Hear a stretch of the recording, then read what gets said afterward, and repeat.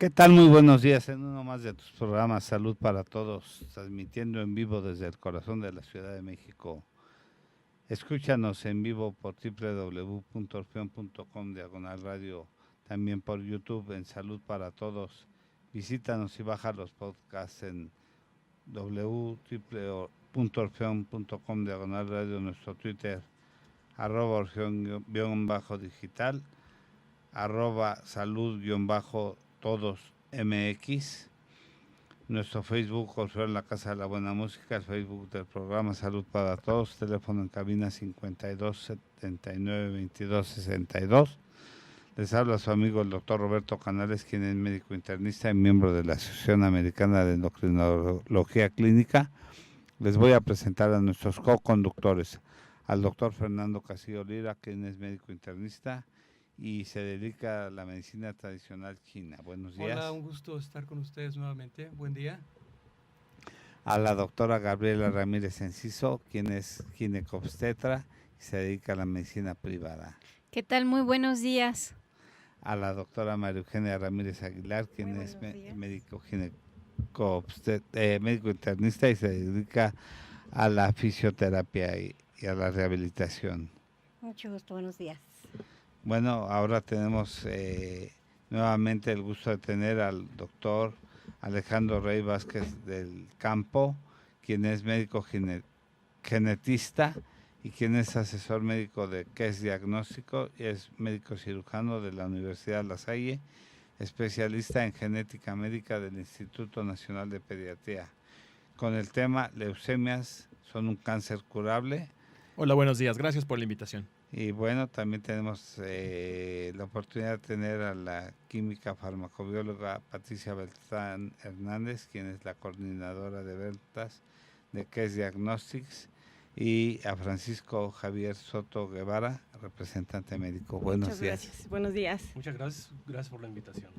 Bueno, es un tema bastante interesante y que revierte, yo creo que muchas preguntas. Las leucemias, oímos el término leucemias y pensamos leucemias, gran cantidad de glóbulos blancos y curiosamente los elementos figurados de la sangre y tristemente los leucémicos, la mayoría de ellos mueren por complicaciones, por falta de defensas o complicaciones infecciosas y complicaciones por falta de defensas en la propia sangre, ¿no? ¿Qué nos puedes decir acerca de esto, Alejandro? Claro, como hace algunas semanas tuve la oportunidad de estar con ustedes, me gustaría empezar como introduciendo un poquito qué es el cáncer para que nuestros radioescuchas lo puedan comprender más fácil. Gracias. Si lo planteamos muy sencillo, el cáncer es un crecimiento celular anormal. Dependiendo del tipo de tejido que tenga ese crecimiento anormal, será el nombre que le vamos a otorgar. Como bien decía el doctor, si existe un crecimiento anormal en tejido hematopoyético, que es el tejido que crea la sangre, pues bueno, lo nombraremos leucemia. Hay que recordar que este tejido hematopoyético nos da diferentes caminitos o diferentes líneas. Glóbulos blancos que nos ayudan con nuestras defensas, glóbulos rojos que nos ayudan con transporte de oxígeno y plaquetas que nos ayudan un poco con la coagulación. Entonces, a final de cuentas, una leucemia es eso, es un crecimiento celular anormal en tejido hematopoyético. ¿Esto por qué sucede? Hay que recordar que todos nosotros estamos formados o tenemos nuestra información genética que determina cómo vamos a hacer en cualquier ámbito. El ejemplo clásico, que es muy fácil de usarlo, son recetas. Un gen es una receta, el cual nos da ingredientes y nos da pasos para que nosotros podamos crear un producto funcional. Evidentemente existen recetas que nos ayudan a crear la sangre, que nos ayudan a poder diferenciar qué tipo de células vamos a crear, en qué cantidad, etcétera, etcétera. Entonces, ¿qué pasa si nosotros tenemos una alteración en alguna de estas recetas? Nosotros tenemos se nos traspapeló una receta, le cambiamos un acento, le cambiamos un punto, una coma. Evidentemente el significado o el producto funcional va a cambiar. Entonces, recordemos, la leucemia es una enfermedad que tiene una base genética. Al tener una base genética, nosotros, desde un punto de vista médico, tenemos que echar mano de algunas pruebas de laboratorio, de algunas pruebas genéticas para poder determinar o clasificar exactamente qué tipo de células o qué tipo de leucemia se va a tener. Por eso de repente escuchamos leucemias crónicas, leucemias agudas, leucemias mieloblásticas, linfocíticas. ¿Es de ahí tanta diferencia o por qué tenemos que saber nosotros clasificar bien estas recetas o estos genes? Doctor, una pregunta, ¿qué tipo de síntomas va a tener el paciente que tiene este tipo de enfermedad? Perfecto, son síntomas, si lo queremos ver desde un punto de vista exclusivo, no lo son síntomas vagos, fatiga, debilidad, algunas alteraciones hematopoyéticas. ¿A qué me refiero? A lo mejor moretones en la piel, cansancio, sudoración. Realmente son síntomas un poco inespecíficos. Entonces, de ahí la importancia también de estar constantemente acudiendo al médico, nuestras valoraciones, revisiones, para poder llegar a tener un diagnóstico. Doctor, ¿de qué depende de que un paciente tenga la leucemia? ¿Es una población solamente que le da a adultos, a niños? ¿Y por qué? Otra pregunta que preguntaban, ¿por qué hay personas que mueren cuando les da leucemia? Porque vimos leucemia y a veces pensamos que eso va a causarle la muerte, pero sabemos que en niños y adultos les puede dar este tipo de enfermedad. Pero sí preguntaron varias veces que si esto causa muerte y en dónde es más frecuente. Correcto. Generalmente, ¿qué hacemos nosotros como médico? Podemos clasificar las enfermedades. A lo mejor es raro hablar de Alzheimer y que no pensemos automáticamente en un adulto mayor. Si estamos hablando de ciertas enfermedades de desnutrición, prácticamente hablamos de niños. Las leucemias es un caso en particular. Las leucemias realmente pueden dar a cualquier edad. Si bien existen algunos picos poblacionales, puede dar a cualquier edad. ¿Estos picos cuáles son? Niños pequeños. Entonces, poblacionalmente hablando, no es algo que nos llame la atención. Si vemos, ejemplo, un niño con Alzheimer a los 10 años, pues sí, poblacionalmente llama mucho la atención. Las leucemias no. Las leucemias son un cáncer muy frecuente en la infancia y de igual forma un segundo pico o un segundo etapa del desarrollo que es bastante importante son en adultos 50 años, 60 años. Digamos, esa será como la primera respuesta. Y la segunda, ¿por qué en algunas ocasiones, o porque incluso el título de la charla lo pusimos así, las leucemias son curables? Realmente las leucemias son curables. Dependiendo evidentemente del tipo, de la evolución, de la edad a la que da, nosotros podemos tener ciertos tratamientos, ciertas terapéuticas que condicionan o que ayudan con las leucemias. Le doy un ejemplo. Nosotros, dependiendo de lo que veamos en estas recetas, de lo que veamos en estos genes alterados, nosotros podemos clasificar los pronósticos de la leucemia. Entonces podemos llamar un pronóstico favorable, un pronóstico desfavorable. Existen leucemias que son tremendamente agresivas, pero que tienen un pronóstico favorable. ¿Por qué? Porque tenemos medicamentos para tratarlas. Y por otro lado, tenemos leucemias que su curso clínico son leucemias más benignas, llamémoslo en términos coloquiales, más tranquilas, que no dan tantos problemas, pero no tenemos tratamiento. Entonces, también la evolución, el pronóstico va a depender del tipo de leucemia del que estemos hablando. Pero digamos, como para cerrar algo así muy, muy puntual, sí, las leucemias sí pueden ser curables o sí son curables. Doctor, ¿y qué tipo de tratamientos son los que se les ofrece a los pacientes con esta enfermedad?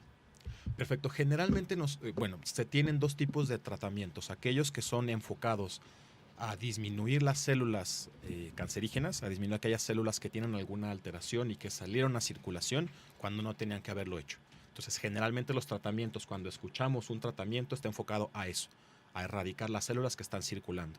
Y la otra, siguiendo un poquito el camino de la lógica, si mi cuerpo deficientemente está produciendo células fallidas, ¿qué es lo que hago? Pues cambio el material o recambio. En otras palabras, si un riñón, los dos riñones no me funcionan, ¿qué hago? Uno, o el tratamiento sería a lo mejor una hemodiálisis, pero el tratamiento final, ¿cuál es? Un trasplante. Entonces, si yo sé que el tejido hematopoyético, que coloquialmente lo conocemos como la médula ósea, si yo sé que no está funcionando, que está torpemente lanzando células al torrente sanguíneo sin tener que hacerlo, ¿qué es lo que hacemos o qué podemos hacer? Un trasplante de médula ósea. Por eso de repente escuchamos a pequeños que han sido trasplantados, niños pequeños que han sido trasplantados, es por este motivo, para tratar de hacer como un reset. Como, ¿sabes qué? Quito el tejido que no está funcionando, coloco uno nuevo y gracias a ese tejido nuevo yo estoy esperando que se produzcan células sanas. Esto es como en la música, ¿no? Cuando hay una cuestión que no hay una armonía, es como una nota musical, ¿no? Si escuchas una melodía y de repente escuchas que una nota musical pierde esa armonía, ves como la melodía pierde el tono, se descompone, ¿no?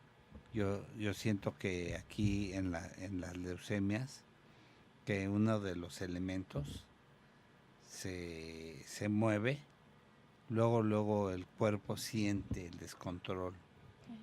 Y yo lo he escuchado en los músicos, cuando le mueven el tono, que está cantando en un tono X, tú ahorita lo estás viviendo con tu hija, que le mueven el tono, sienten, siente el cantante que le mueven el tono y de repente siente el movimiento en la melodía y se descontrola, ¿no?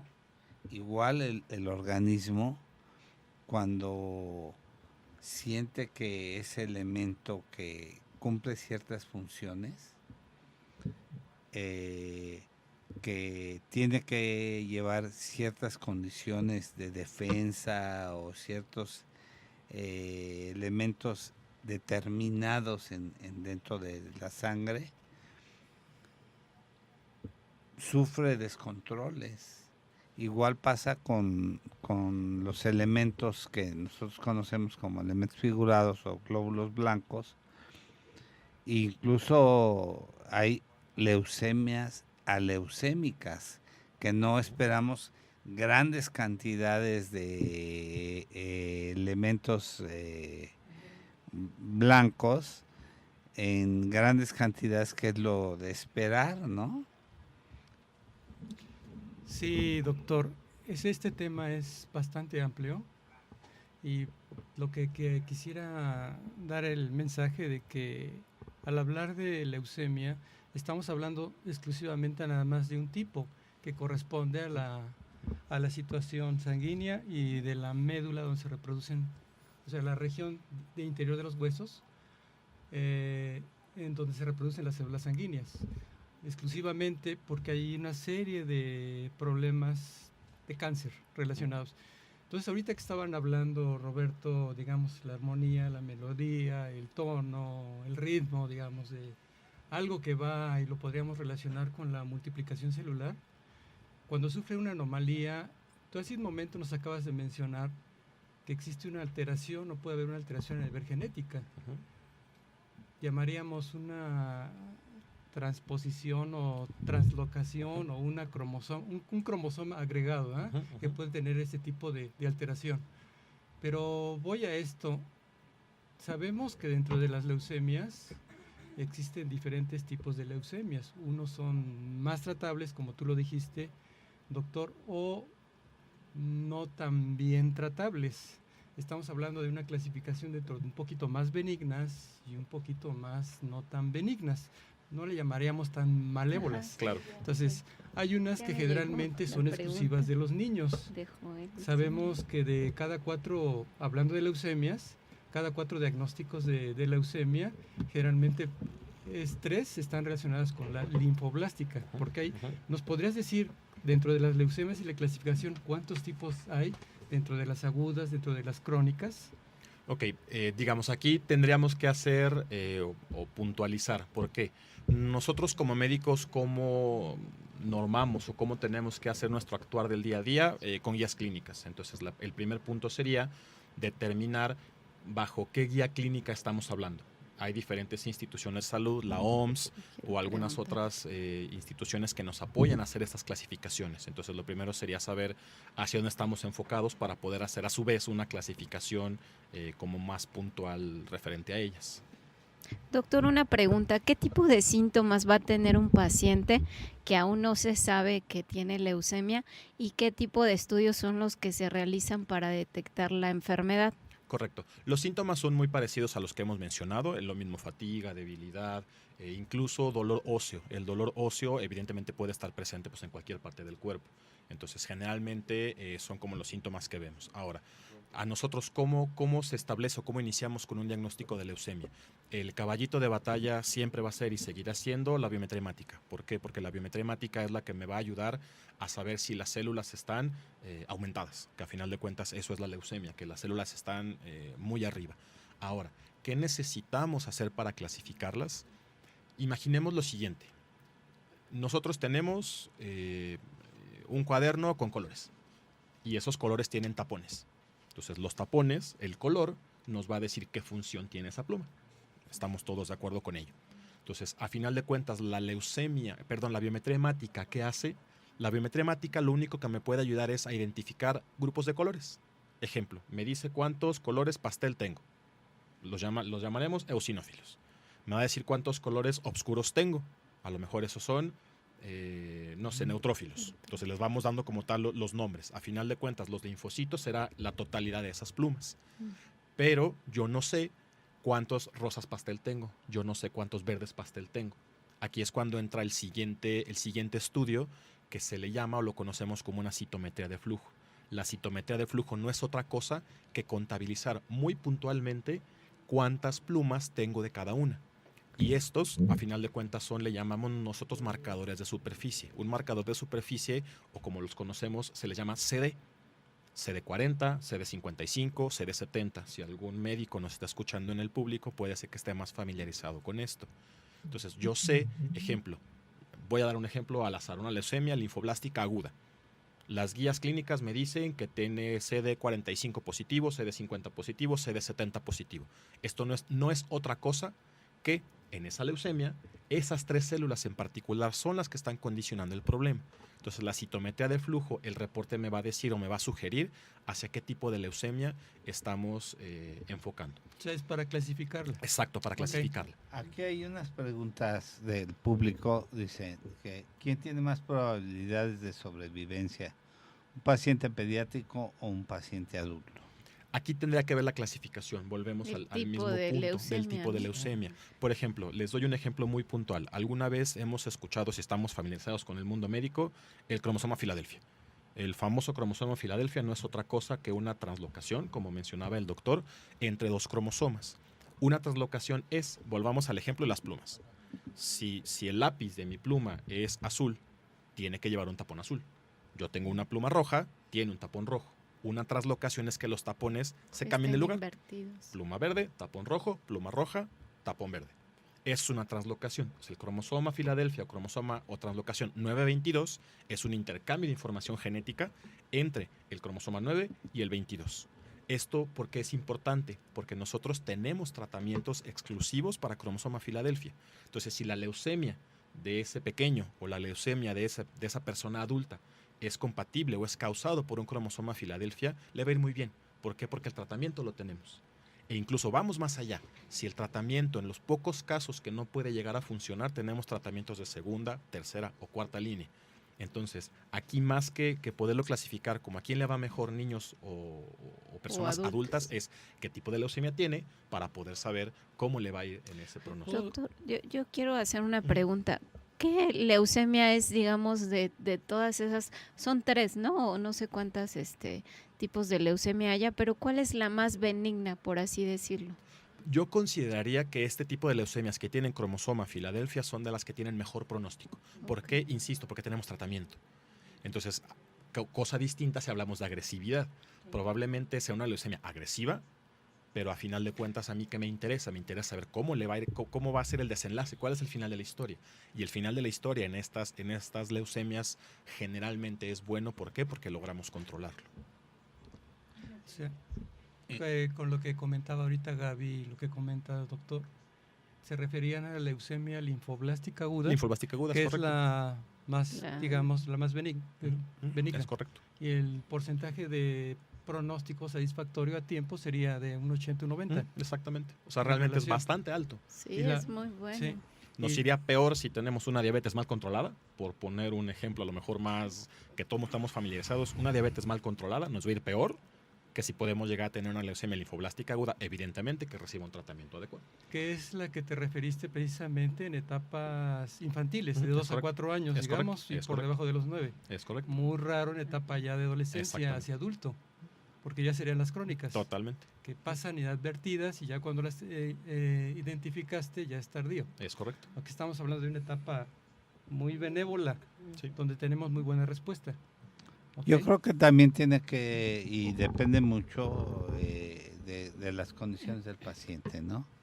Del estado del paciente en cuanto a su estado nutrimental, de los cuidados que ha tenido, de en qué tiempo se detectó, de dónde lo están tratando, cómo lo están tratando, porque su entorno,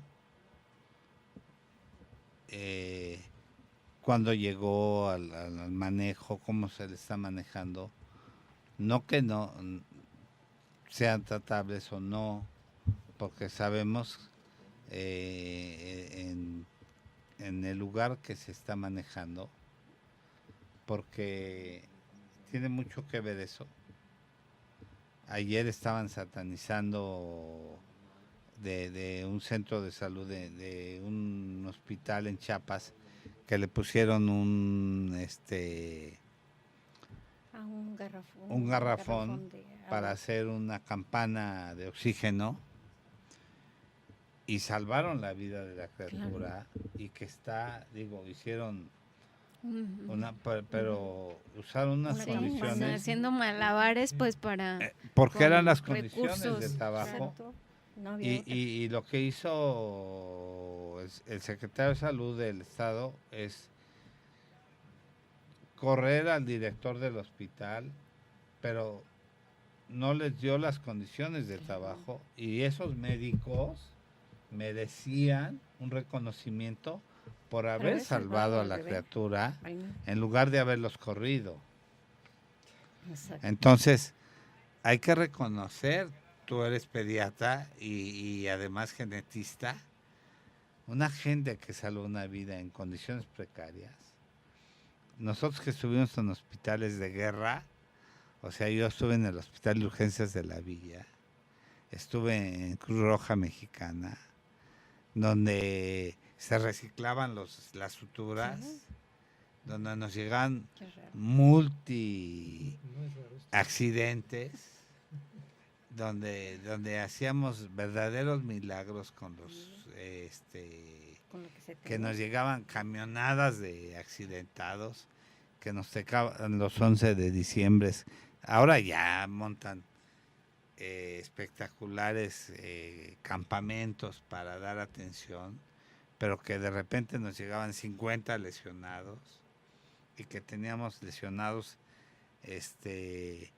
hasta en el suelo, y balaceados y atropellados, y camionazos en la carretera de Pachuca, y que teníamos todos los quirófanos ocupados, y que se salvaban vidas, y que ahora critican a alguien que salvaron una vida y que dieron de baja al director.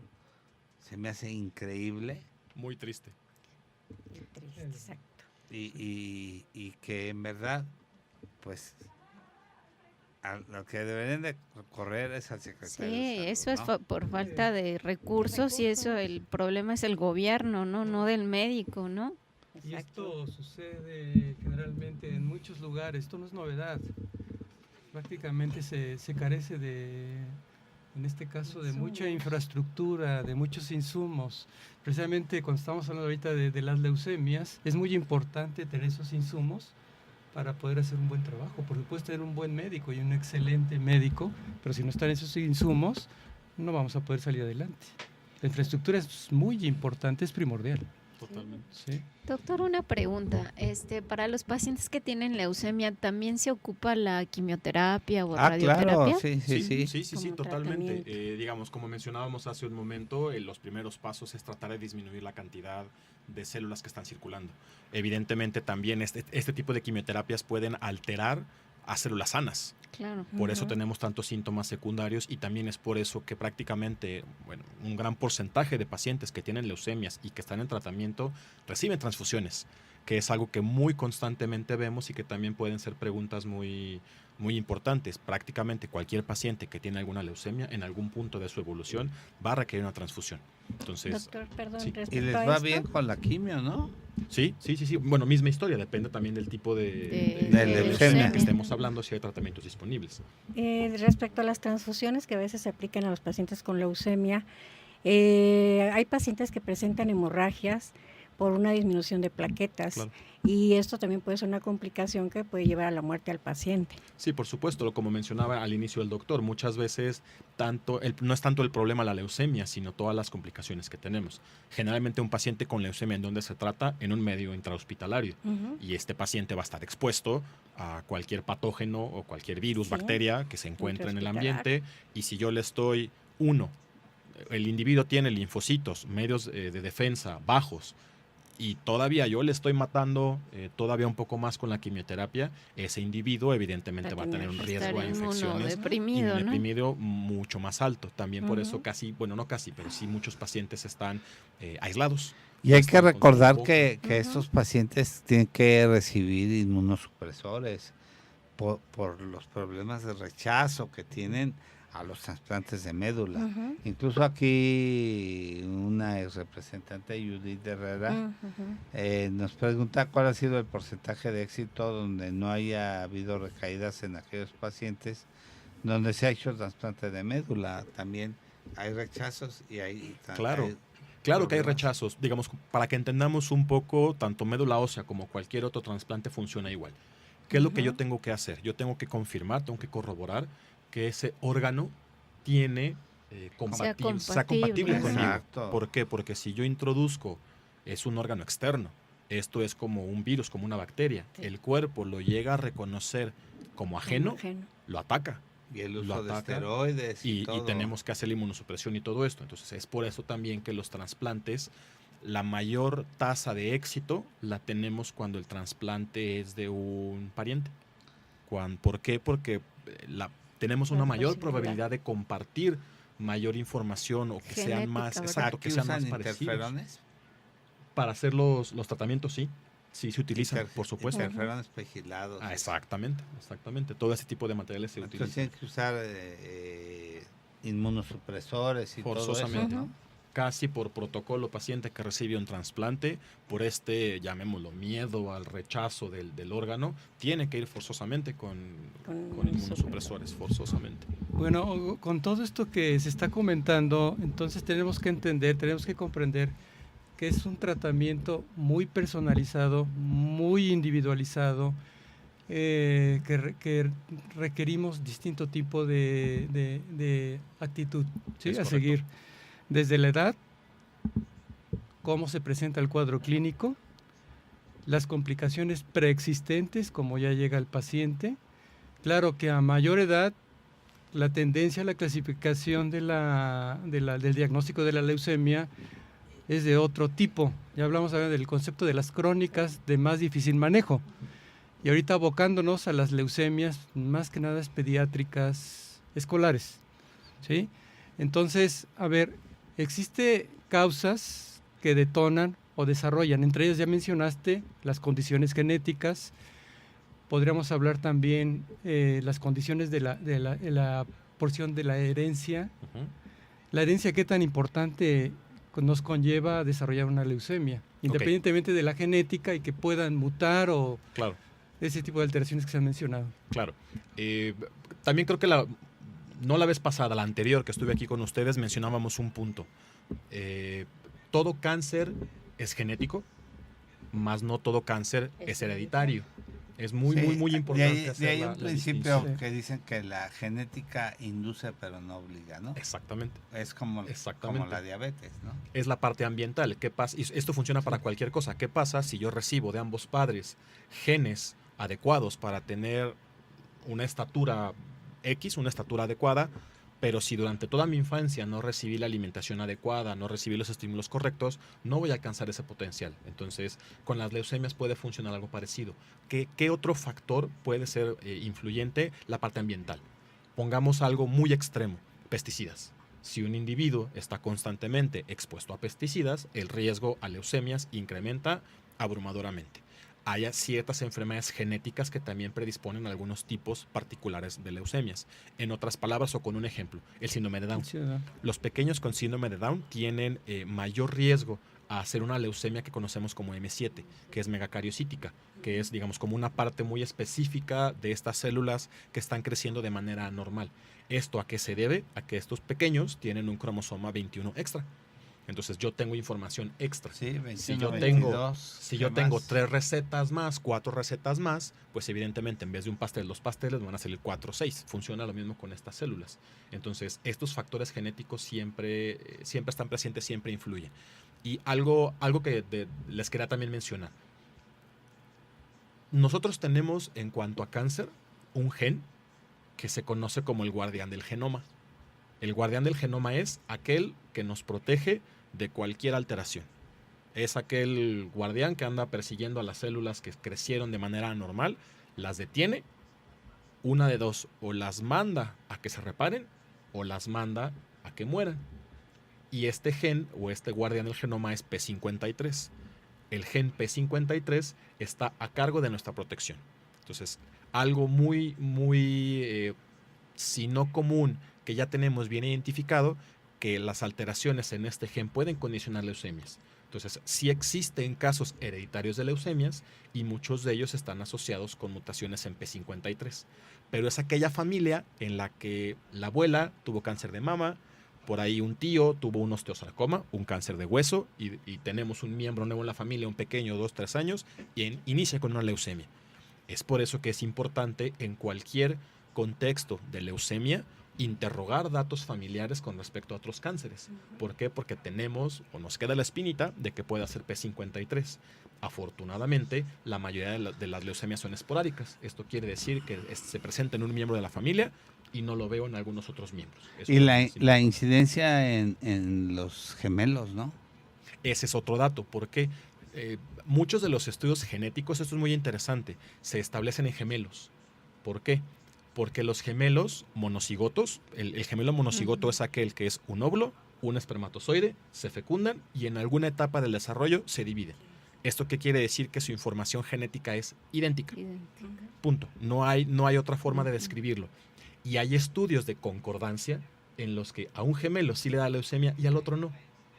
¿Esto por qué es? Lo ambiental. ¿Por qué? Porque si fuera lo genético, o ninguno tendría, o los dos qué tendrían. Qué interesante es esto. Sí.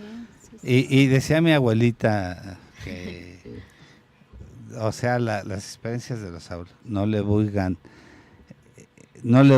¿no? Y yo se los digo a los pacientes, cuando tienen antecedentes por parte de padre, madre, o sea, familiares que están subiendo de peso, que están haciendo el síndrome metabólico, que están con la presión y que están juntando elementos y que vemos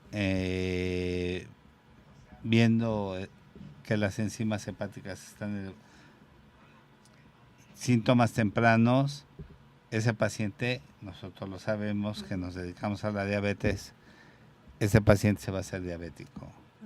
Tempranamente empezamos a ver que las enzimas hepáticas, las transaminasas, las amilasas, se empiezan a elevar. Ese paciente a corto o largo plazo, sin más, aunque veas lo demás normal, aunque no esté subido, ese paciente se va a hacer diabético. Le digo, usted si no se cuida, aunque esté delgadito y eso, por lo que aquí nos empieza a avisar su higadito y sus enzimas, si no se cuida se va a hacer diabético, se lo aviso. Y cuídese, empiécese a moderar en esto y esto, porque usted me puede decir lo que quiera, o la gente que deja de comer 2 o 3 días y se porta bien y sus exámenes salen con su glucosa bien y salen bien sus exámenes y al otro día o que llegan, es que en la mañana tenía 80 y tantos de glucosa y cuando le checamos la glicemia ahí en el consultorio 400, 450, es que acabo de comer. Dije, pues se ha de haber comido media vaca, ¿no? Sí. Porque nosotros sabemos que una curva postprandial sube 50, 60, y una ingesta copiosa o suficiente, pero no es para llevarlo a 300, 400. Pero bueno, pues el paciente cree que nos engaña o se autoengaña, pero ayer vi un paciente 400 de glucosa y lo ves, el autoconsumo muscular en malas condiciones, que realmente pues no te pueden engañar, sobre todo cuando llevas 40 años de ejercicio profesional y que ves y que dices, pues este paciente trae una descompensación de años, ¿no?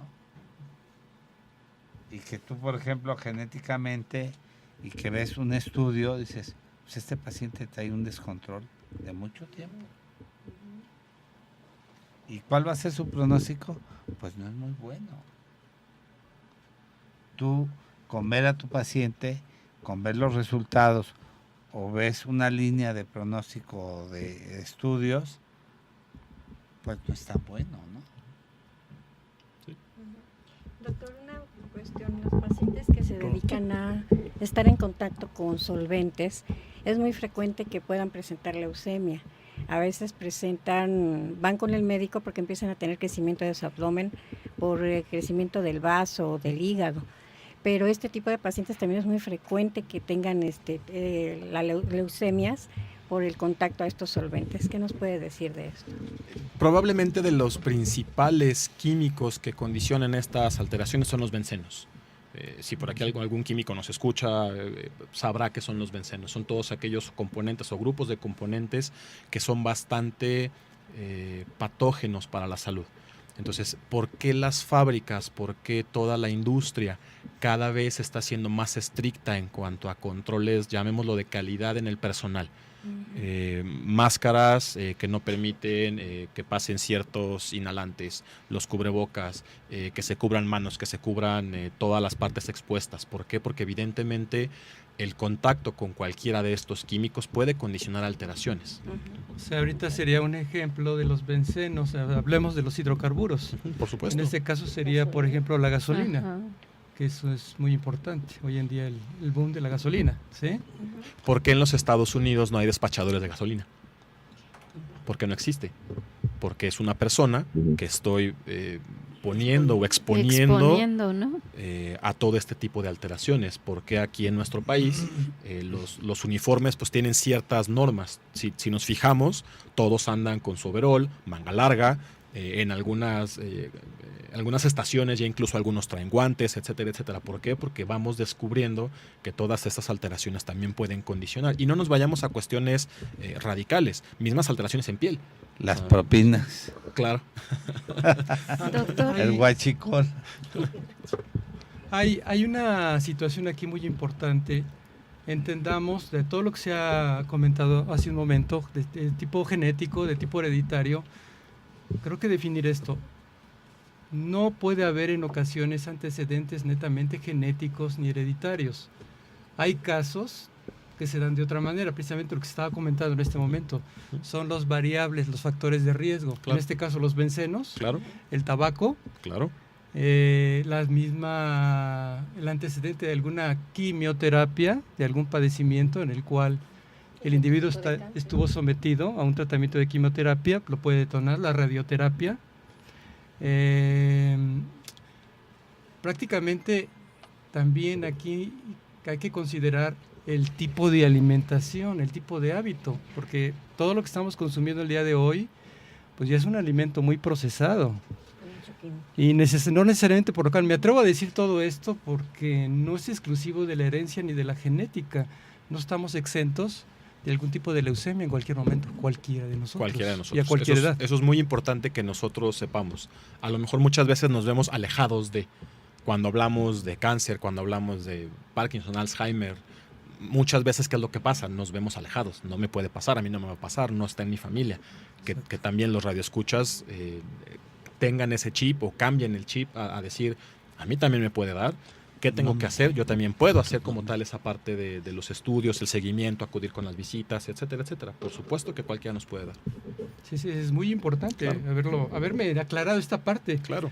Porque se piensa que no, hasta que hay alguien, un miembro de la familia. Claro. Entonces sí, es importante mencionarlo. Sí, doctor, aquí hay 3 preguntas. Dice que por qué se enferma una persona de cáncer o leucemia y que si existen algún tipo de alimentación como procesados, enlatados, que detonen la enfermedad.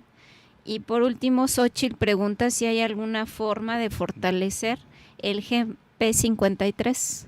Ok, tomando el primer dato, realmente alimentos que nos puedan o que sepamos que condicionan a tal o cual leucemia no están descritos. Por poner un ejemplo, si comemos pura comida enlatada, nos va a dar una leucemia. Evidentemente, como bien mencionaba el doctor, mientras los alimentos estén menos procesados, es mejor para nuestra alimentación y a cualquier nivel. Incluso estamos hablando vascular, metabólico. Si nos alimentamos bien, evidentemente llevamos como un paso adelante. Con respecto a fortalecer el gen P53, nosotros nacemos con las recetas, con esta carga genética ya establecida. Entonces, el concepto de fortalecer un gen es un concepto en el que apenas estaríamos entrando, incluso como humanidad. No sé si han escuchado o vieron los reportes que hace un par de meses existió o nació la primera niña en China con alteraciones, ya con ingeniería genética. ¿Esto qué es? La pequeña tenía un antecedente de padre con VIH. Entonces, los científicos en China lo que hicieron fue alteraron genéticamente la susceptibilidad de esta pequeña a padecer VIH. Entonces, realmente ese es el primer y único caso que conocemos actualmente. Entonces, no estamos lejos, me refiero a no mañana, pero no estamos lejos a lo mejor un par de décadas en la que sí podamos fortalecer este gen. ¿Qué tendríamos que hacer? Editarlo. Simplemente el ejemplo sería el siguiente. La información está en la computadora, ya se imprimió. Entonces, ¿cómo cambio la hoja? Pues la hoja la puedo remachar, le puedo poner corrector, le puedo medio tapar la falta ortográfica que haya tenido. Pero lo que hace la ingeniería genética es, me regreso a la computadora, le borro los acentos, le borro las comas, le borro las puntas y vuelvo a imprimir. Entonces, podría ser, actualmente no tenemos formas, sí, pero en un futuro no muy lejano. El problema creo que aquí radica en que día a día, desafortunadamente, estamos en un medio en donde todas las sustancias, el bioma, lo que está en el medio ambiente, lo que ingerimos, el tipo de alimentación, edulcorantes, conservadores, saborizantes, espesantes, la biomasa en general, día a día es una lucha, es un combate, porque los genes ahí están. La investigación, tú eres el experto, doctor, de los finales de los 90 y principios de los años 2000. Vino el boom del desarrollo de la genética. Claro. Pero a ver, vamos a esto. Día a día cambia el ambiente, cambian las moléculas, cambia la biomasa. Entonces, como dice acá, doctor, es mejorar una condición y una situación. Es la pregunta que estaban haciendo. Pero el problema que tenemos, ya cuando se descubre y ya está, es una lucha contra el tiempo. Nuestra epigenética, nuestra raíz, que precisamente va en relación con esa genética y calidad en mejorar esa genética, se está totalmente devastando. Entonces la condición del ser humano sigue en decadencia. Y esa es la lucha en el tiempo. Entonces en este caso yo creo que todo lo que está comentando aquí, esta pregunta sería mejorar tu calidad de vida en todos los aspectos. Claro. Entra aquí una pregunta importante e interesante que hacen, que si se puede prevenir la leucemia. Ok. Replanteo la pregunta. ¿Podemos prevenir la diabetes? Exacto. Por supuesto que puedo prevenir la diabetes. ¿Cómo prevengo la diabetes? Alimentando de manera adecuada. Pero, ojo, también mi cuerpo ya está programado para hacer algo. Entonces, si yo tengo la predisposición a ser diabético, si mi páncreas, si mis células beta tienen cierta vida, en algún punto de la vida van a claudicar y me voy a ser diabético. Puedo retrasar la aparición. Exacto. Entonces, con las leucemias también También existe un componente en el que yo pueda evitarlas, pero misma historia, si yo tengo la predisposición a hacer la leucemia, por más que haga lo que quiera hacer, me va a dar. Entonces también tenemos que entender eso. ¿Cuál es el mejor camino a seguir? Insistimos, una vida saludable. Si llevo una vida saludable, voy a retrasar infartos, diabetes, incluso enfermedades como Alzheimer, todas estas enfermedades neurodegenerativas que muchas veces pensamos que son pues, inevitables o que nos tienen que dar. Hay estudios que comprueban que incluso los grados académicos nos ayudan con respecto a las demencias. Es más probable que una persona que tenga un doctorado, que tenga una maestría, estudios de posgrado, tenga menor riesgo a hacer Alzheimer que una persona que no ejercitó la mente. Aquí todo es, toda ayuda, todo suma. Todo suma. Y si estamos hablando de prevención, para todo nos va a funcionar. Nos saluda Marce García, la esposa de Sánchez Vera, que está enfermita. Mejórate y ya pon a trabajar a Sánchez Vera para que se venga a trabajar. Componte, Marce, y aquí te mandamos saludos todos. Aquí hay varias, bueno, primero saludos, Rosy Torres, saluda al doctor Castillo. Nuevamente Xochitl pregunta si el solvente sin olores igual es perjudicial. Lo comenta porque hace pintura al óleo, que si esto perjudica, y si tomar antioxidantes pudiese ayudar a esto, y que si es hereditario. Creo que eso ya lo había mencionado. La parte ¿no? hereditaria creo que ya quedó un poquito Ajá. claro. La parte de los solventes sin olor, a final de cuentas, ¿qué es lo que hace un solvente sin olor? Yo le estoy añadiendo algo para que no huela. No es tanto que el solvente en sí no huela. Es como el ejemplo de la leche deslactosada. La leche deslactosada no es que no tenga lactosa, es que le estoy agregando las enzimas a la leche para que yo lo pueda procesar. Entonces, con los solventes sin olor funciona igual. El solvente es un solvente, punto. Y yo le añado en la fábrica, en la industria. Más caro. Exacto, yo le añado esto para que no funcione. Ejemplo distinto, el gas doméstico. El gas es inoloro. Yo le añado, yo le pongo el olor para que pueda detectar las fugas. De muertes, ¿no? Entonces, aquí el solvente sin olor es un truco. Por ejemplo, digamos. esa persona que pinta, lo aconsejable es alguna protección. Sí, que use un cubrebocas. Exacto. O una mascarilla, ¿no? Sí, o que simplemente se destape el solvente, se utilice, se vuelva a tapar y se esté con menor exposición. También si se puede en un área abierta. Donde hay ventilación. Donde haya Extracción, ventilación. ¿no? Algún extractor. Y es que el gas butano tiene una difusión 20 veces más que el oxígeno. Entonces, por eso le agregan un olor. Si no, sería mucho más peligroso de lo que ya es. Una bomba de tiempo. Doctor, ¿y los antioxidantes, como Claro. mencionan, Claro. les ayudaría como una prevención, por ejemplo? El antioxidante, ¿qué es lo que hace? Todos nosotros tenemos en nuestro cuerpo lo que le llamamos radicales libres. Un radical libre, son moléculas o son átomos, oxígenos, hidrógenos, que andan circulando por el cuerpo solitos. Entonces, cualquiera de esos átomos son perjudiciales para la salud. Si recordamos nuestras clases básicas de química, recordemos que cada carbono tiene 4 espacios donde puede ser, digamos, ocupado. Entonces, si en las células yo les estoy arrojando oxígenos, hidrógenos libres, puede llegar a pegarse y cambiar las funciones. Los antioxidantes, ¿qué hacen? Los antioxidantes ayudan o atacan a todos estos radicales libres. El medicamento, o no medicamento, sino componente por excelencia, la vitamina E. La vitamina E es el antioxidante probablemente más potente, más poderoso, natural que tenemos. Entonces, si tomamos antioxidantes, por supuesto que nos puede ayudar. Pero si no hay radicales libres que capturar, ese antioxidante no va a funcionar. Sí. Entonces, a final de cuentas no se acumula, no son tóxicos, entonces cualquier persona que quiera tomar un antioxidante se puede hacer. Son como los complejos multivitamínicos. Si el complejo multivitamínico yo lo necesito, mi cuerpo lo va a tomar. Si no, hay que recordar que la mayor parte de las vitaminas son hidrosolubles. ¿Esto qué quiere decir? Que se desechan por orina. Entonces, pasa algo muy parecido con los antioxidantes. ¿Querías? Sí, bueno, nada más mencionar que se han mencionado algunas, el doctor ha mencionado algunas pruebas, ha mencionado algunos elementos con los que el médico puede partir. Y bueno, en Quest Diagnostics tenemos nosotros precisamente 32 centros de atención a pacientes y en el teléfono 4160-7777, ahí les atenderán también para darles a conocer. Incluso tenemos ofertas entre semana.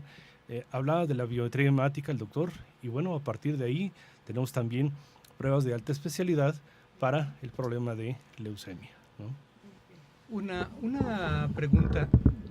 La manera más práctica de identificar, hablando ya los radioescuchas, la manera más práctica de poder identificar una leucemia para los radioescuchas, entender qué pasos deben de seguir, cómo lo puede identificar, Correcto. ¿en qué se dan cuenta? Lo más fácil es un seguimiento médico al menos una vez al año.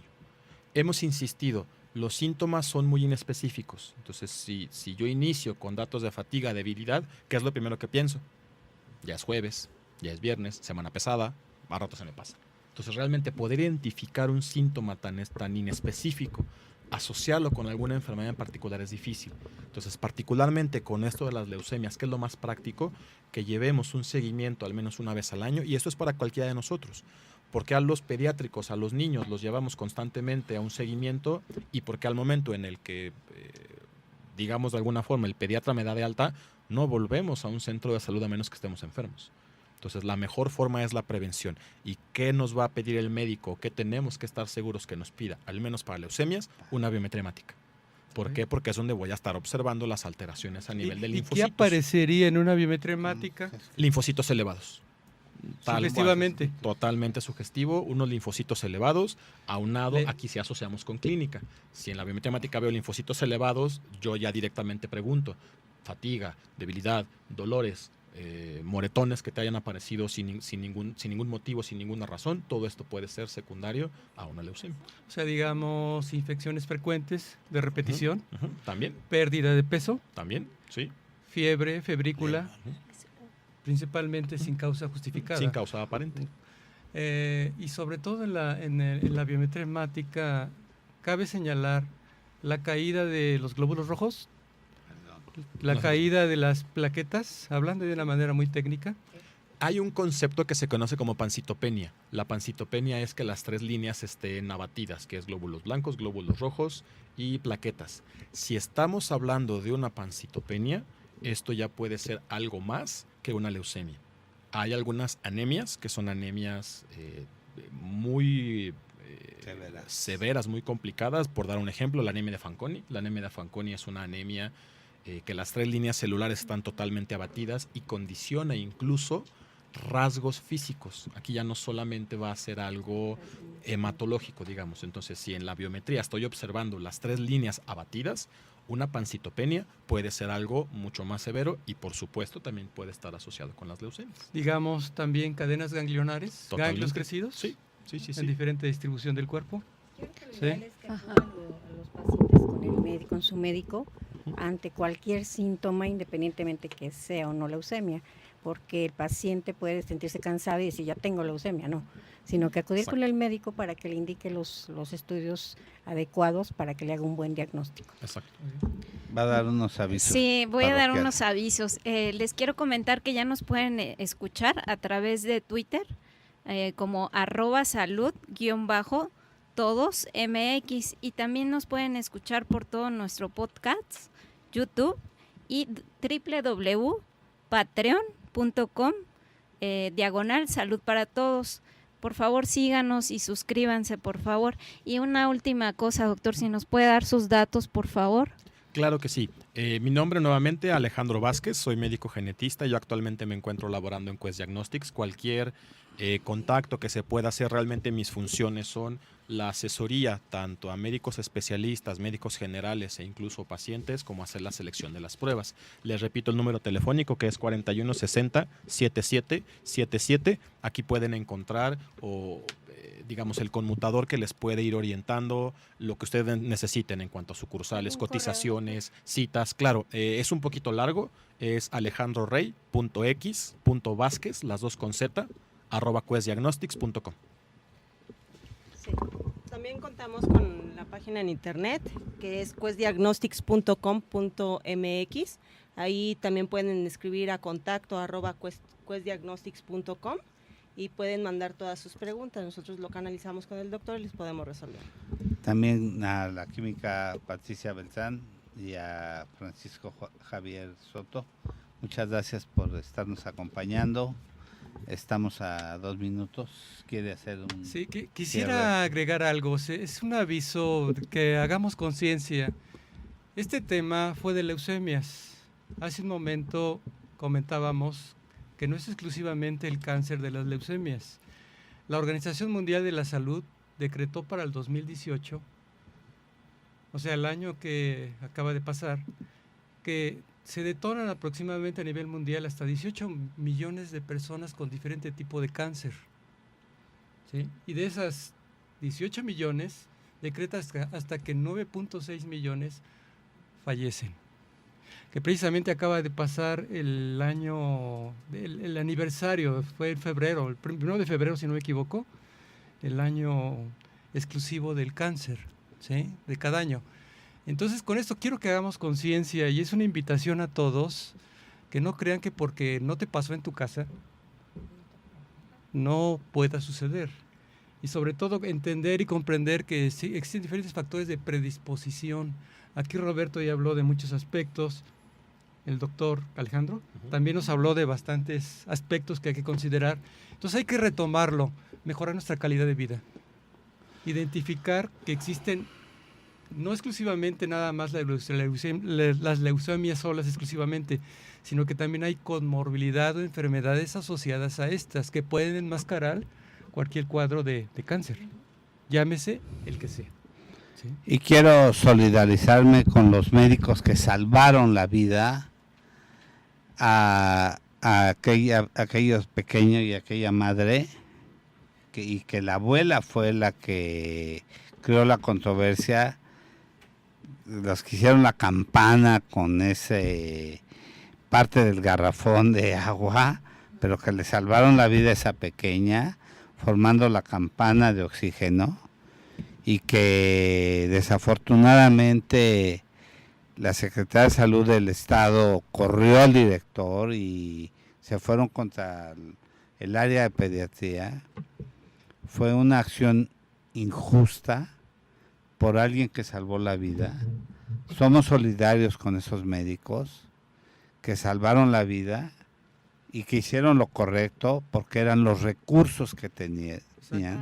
No, Y que no les dieron los recursos para trabajar con las condiciones adecuadas.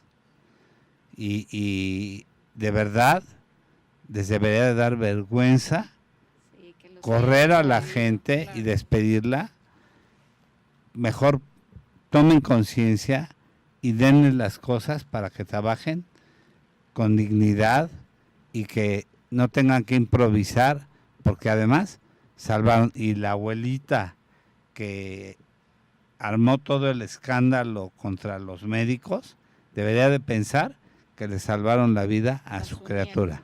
No, y entender que la mayoría de las instituciones desafortunadamente se carece de mucho material.